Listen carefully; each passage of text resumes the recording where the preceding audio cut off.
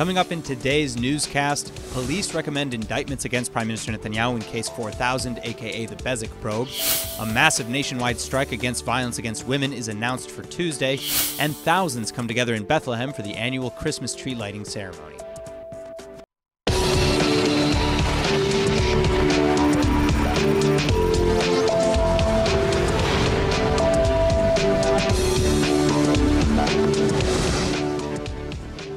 Police investigators have finally made their announcement today regarding Case 4000, aka the Bezeq corruption probe, and indeed they are recommending indictments be filed against both Prime Minister Netanyahu and his wife Sarah on charges of bribery. This also comes just a week after indictments were recommended against the Prime Minister in Case 1000 as well, and the status of Case 2000 against Netanyahu is still unclear.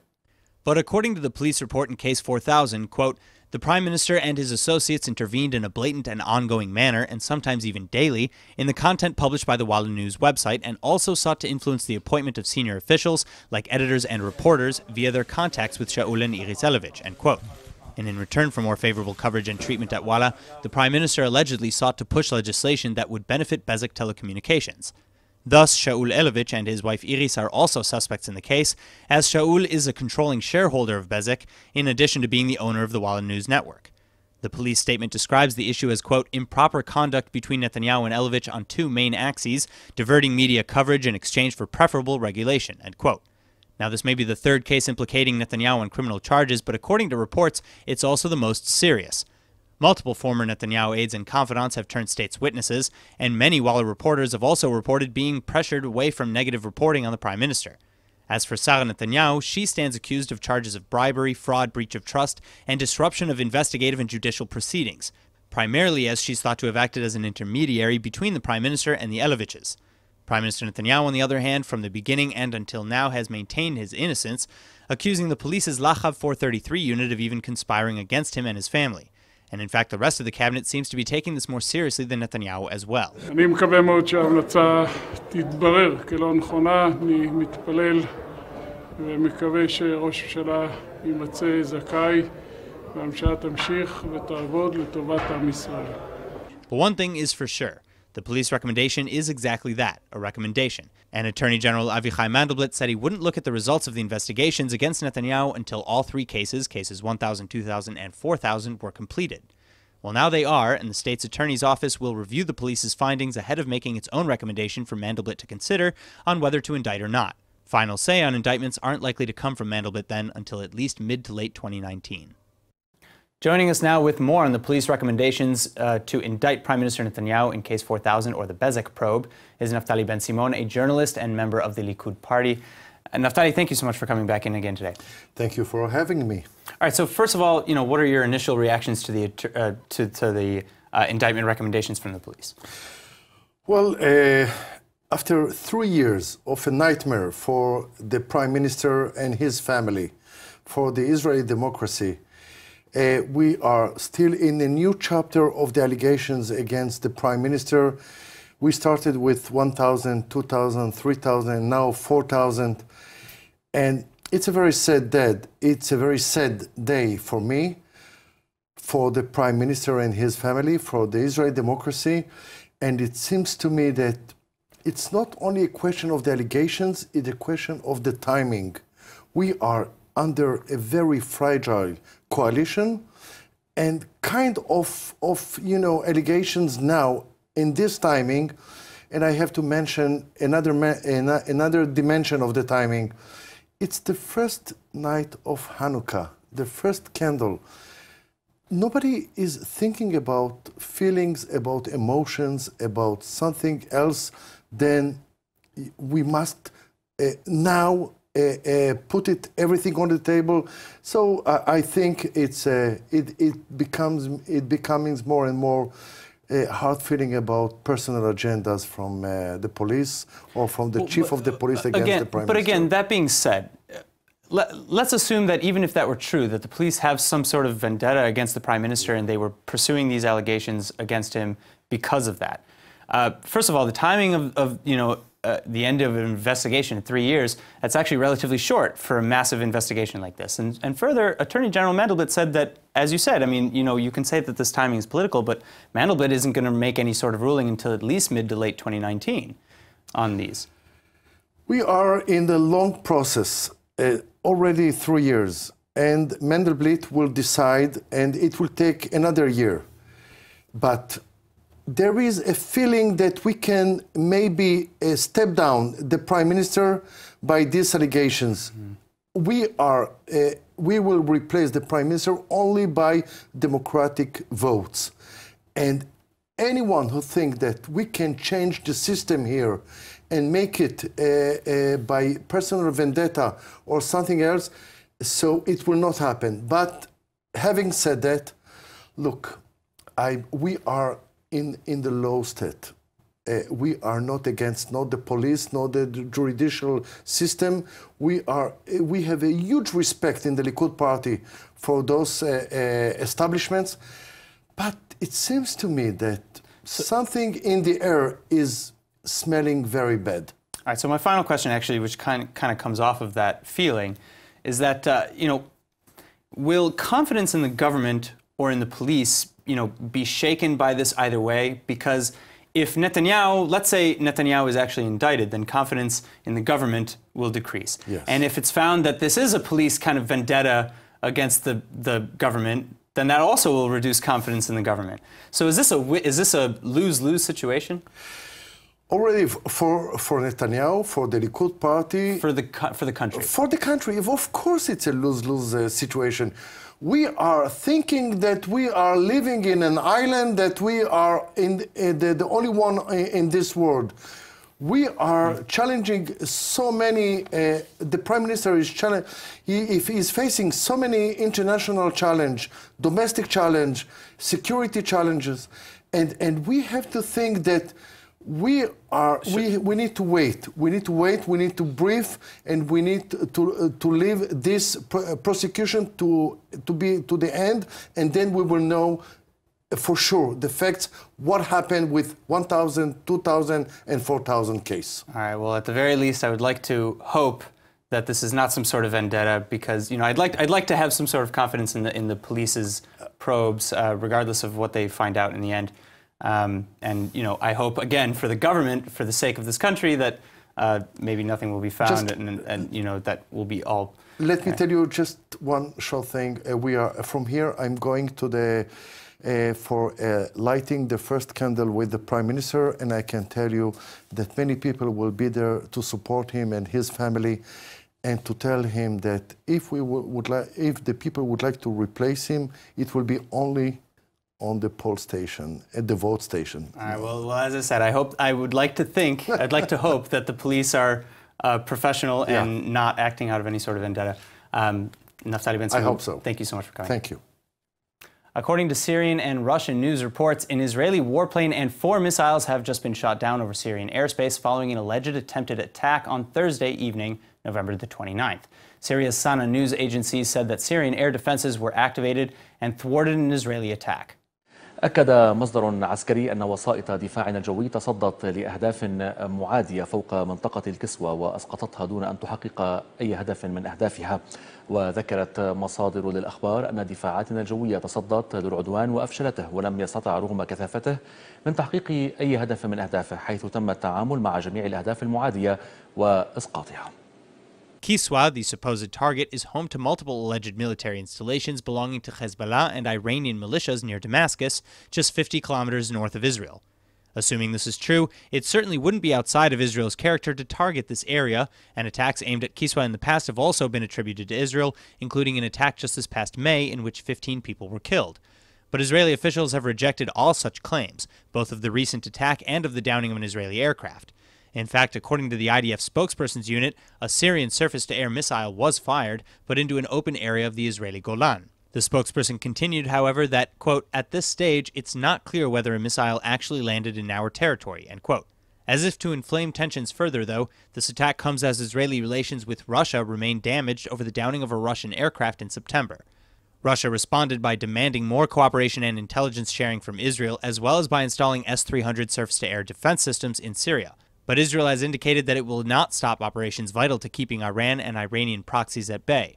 Just hours before this alleged attack, for example, an Iranian Boeing 747 airliner reportedly smuggled weapons to Iranian proxy forces via the first-ever direct flight from Tehran to Beirut.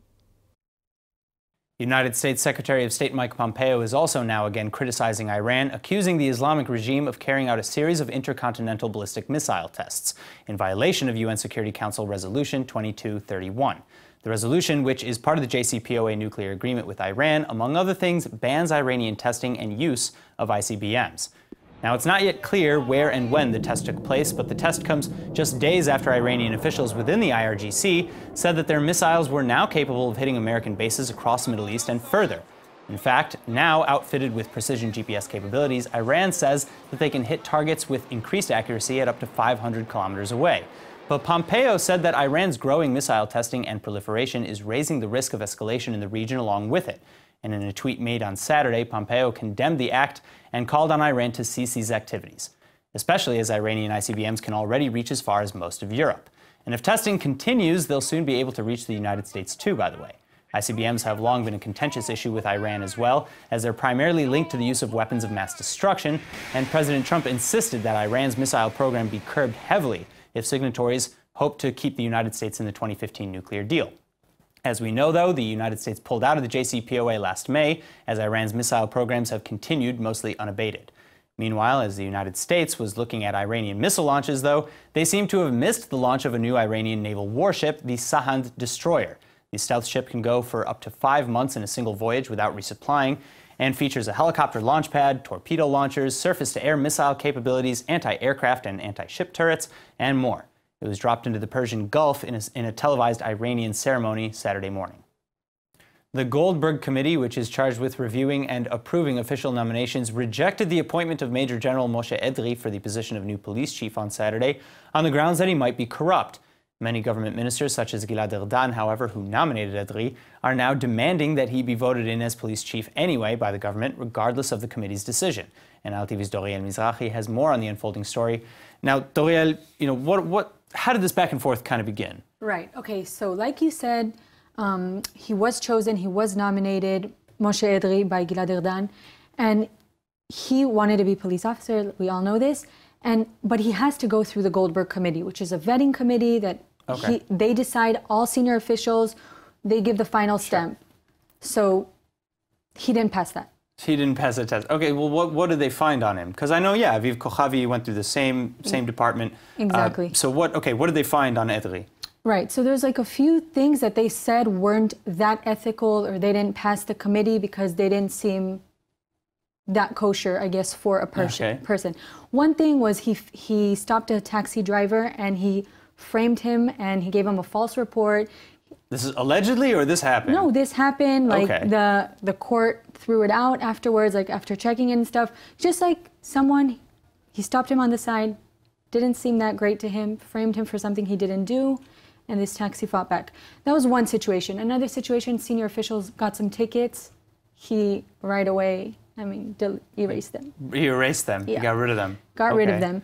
Another situation was with this tax authority figure that he had some, his name is Rafi Rotem. He had some issues with the police and they were investigating him, and he was actually beaten up in the investigation under Edrei's. Okay, so we're seeing a lot of, personal favors and maybe abuse of authority, or accusations of abuse of authority and things like that. Okay, so what about the timing of this, though? Because, you mentioned that this came out really kind of right at the last second. Right. Ronnie El-Sheikh, the current deputy today, the police commissioner today, they nominated him. He got government backing and everything was great and everyone was supporting him, wanted him to be the police chief. El-Sheikh and him don't have the best relations, and he said, like, last minute, listen, I got some things about him that aren't that great, that should be checked, and sent that to the committee, and that's where this whole thing started. Okay, and then so from that they're saying no. Okay, but then Gilad Erdan and the government, they're pushing to have him approved anyway. Is that legal?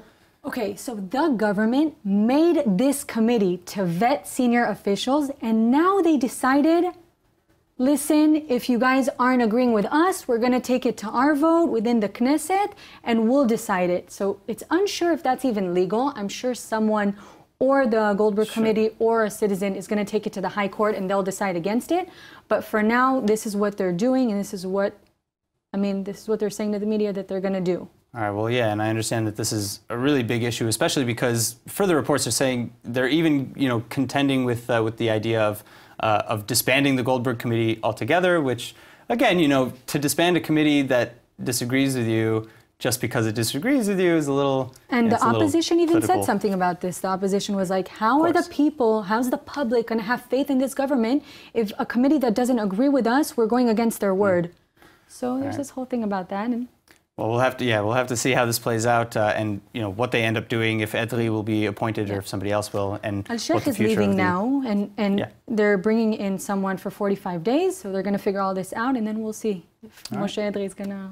All right, so I guess we have a little bit of stay of execution, you could call it. Exactly. Doriel, thank you so much for coming in. Thank you. All right, following the 2 murders last week in which 2 teenage girls were found dead, the total number of female victims of domestic violence in Israel this year has grown to 24. In response to this horrific violence, a nationwide women's strike for Tuesday has been announced, with the goal of having the government and police do more to prevent this sort of violence. Thousands of women have shown their intentions to join the strike on Facebook on the page set up for the strike, and on it the page reads, quote, "If you're a woman, you're in. If you're a man, join in," end quote. Many workplaces across the country have indicated that they'll shut down in support of the strike, and many more are also allowing their workers to strike without harming their work conditions or salaries as well. Amongst the supporters are Rami Levy and Tivtam grocery chains, Fatal Hotels, Haaretz News, the National Student Union, the Israel Teachers Union, and some high-tech firms as well. And several municipalities, city halls, suburbs, and Arab towns all over Israel are also backing the demonstrations. Stav Arnon, one of the protest's organizers, said, quote, "Last year, 250 million shekels were earmarked for countering violence against women, but the government is delaying the funds and so far less than 10% have been provided," end quote. Protests also took place last week in main cities in Israel like Tel Aviv, Haifa, Beersheba, and elsewhere as a result of the government's shooting down a bid for the forming of a committee to investigate violence against women. But Prime Minister Netanyahu said he voted against it because it was presented by the opposition. The opposition, however, said they only made their proposal when the government failed to deliver the one that they promised weeks before. Moving on, the 41st American President George H.W. Bush passed away on Friday, and worldwide condolences are pouring out to the Bush family. From the seat of Israel's government here in Jerusalem, I sent heartfelt condolences to the Bush family and to the American people on the passing of President George H.W. Bush, a great American patriot. But here in the Middle East, Bush Sr. will also be forever remembered as the president who changed the face of American-Israeli foreign policy. Unlike his predecessors, Bush Sr. made very public efforts to curtail Israel's settlement enterprise and indeed also pressured then Prime Minister Shamir into meeting with the Palestinians. But it's the way he did these things that were so radically different. He sanctioned Israel with withheld payments and aid until Israeli officials were willing to work with his demands. As a result, Bush lost nearly all Jewish and pro-Israel supporters, which in part contributed to his loss against Bill Clinton at the end of his first term in 1992. Since then, every subsequent president, including Bush Jr., seems to have learned not to avoid conflict with Israel, but to keep that conflict private then. The most notable example of this is how President Obama waited until his literal last days in office to allow the United Nations Security Council to pass resolutions critical of the Israeli settlements. Until then, the United States had exercised its veto power. Still, love him or hate him, George H.W. Bush proudly led the United States through some of its toughest international crises, including the fall of the Berlin Wall, the Tiananmen Square protests, and for Israel, the annulment of UN Resolution 3379, which equated Zionism with racism. All right, originally rising to fame with his Rockets to Roses project, Israeli artist, blacksmith, and educator Yaron Bob is now making headlines again with a very new line of works and just in time for the holiday season. Now, as you may have guessed from the project name, Bob, who lives in the southern Israeli community of Yated near the Gaza border, takes shrapnel and mortar shells fired from terrorists in the Strip and transforms them into beautiful sculptures with a message of peace, usually gorgeous roses. I'm getting crazy demands. All the time people ask me to make different sculptures, different ideas, and all based from the rocket. And after the events in the South earlier this month, for better or for worse, Bob has a lot more rocket material to work with. So just weeks ahead of the Jewish holiday of Hanukkah, Bob turned his focus away from creating roses towards creating menorot and Chanukiot, or Hanukkah candle holders and candelabras. The idea of turning rockets into menorot and Chanukiot is turning the symbol of death and destruction into a symbol of light. And Chanukiah is a symbol of light. There isn't any more obvious than that. So this is why we're making menorot, to symbolize the light and the prosperity of the people of Israel. But the ongoing art project is much, much more than just a creative capitalization, too. It's also a nearly word-for-word interpretation of a quote from the book of Isaiah, which is displayed proudly in Bob's workshop and reads, quote, "And they will beat their swords into plowshares," end quote. Further, as Bob lives just 2.5 kilometers from the Gaza-Egypt border, the process has also become a sort of therapy, especially as Bob himself has had 2 close encounters with Hamas rockets. And when I'm taking the rockets and I cut them and I put them in the furnace and I'm walking with them or with a blowtorch and I'm like destroying, annihilating the rocket. So this is my therapy, this is my answer. So after I finish a whole day at the Smith here, I'm relaxed. I'm feeling like tranquility. I'm feeling like a regular person again. To learn more about Yaron Bob's incredible and admirational projects, visit rocketsintoroses.com.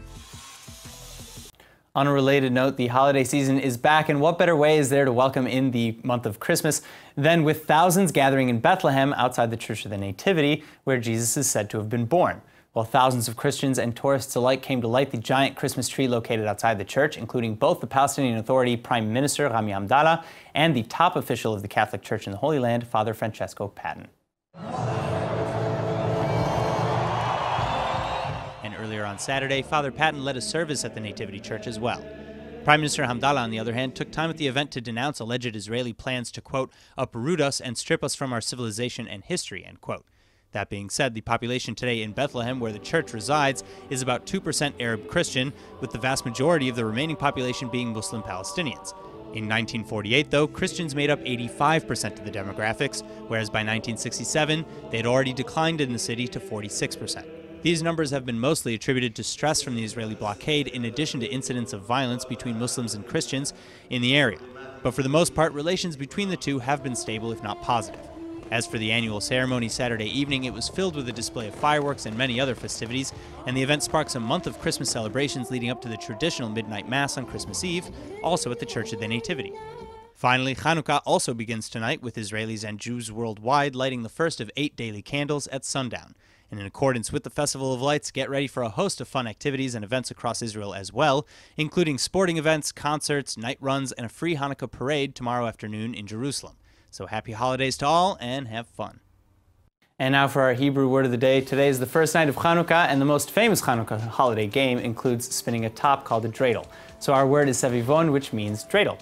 A dreidel or sevivon is a 4-sided spinning top that you play with mostly during Chanukah, and each side of the sevivon or dreidel has a Hebrew letter on it.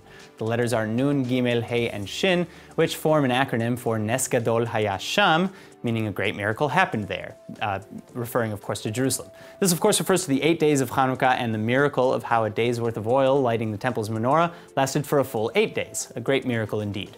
But on a side note, in Israel, some dreidels or sevivonim have the letters Nun, Gimel, Hey, and Pei instead, which is an acronym for Nes Gadol Haya Po, translating to a great miracle happened here. At any rate, no matter what you're gearing up to celebrate this season, we wish you a very happy holiday season and an even happier new year. Now, as a special treat, we brought here with us a Chanukiah, which is a menorah specially for Chanukah. Of course, I have to wear a kippah, yarmulke, and we're gonna have this here. So we have our first candle, and here we go. I'm gonna say the prayers as well. Please join me if you know the words. All right. ברוך אתה אדוני אלוהינו מלך העולם, אשר קידשנו במצוותיו וציוונו להדליק נר חנוכה. That's the first prayer. ברוך אתה אדוני אלוהינו מלך העולם, שעשה ניסים לאבותינו בימים ההם בזמן הזה. And finally, for the third prayer, because it's the first day, ברוך אתה אדוני אלוהינו מלך העולם, שהחיינו וקיימנו והגיענו לזמן הזה. Happy Chanukah, everybody. Now let's go ahead and take a look at the weather forecast. Tonight should be partly cloudy and cool with a low of 57 or 14 degrees Celsius. Then tomorrow you can expect no change in temperatures and a high of about 74 or 23 degrees Celsius. All right, that's it for today's news. Today's exchange rate is 3.73 shekels to the American dollar. Remember to sign up for our daily newsletter at iltv.tv. And don't forget to follow us on Facebook at Israel English News and on Twitter at ILTV News. I'm Aaron Porras. Thank you for watching.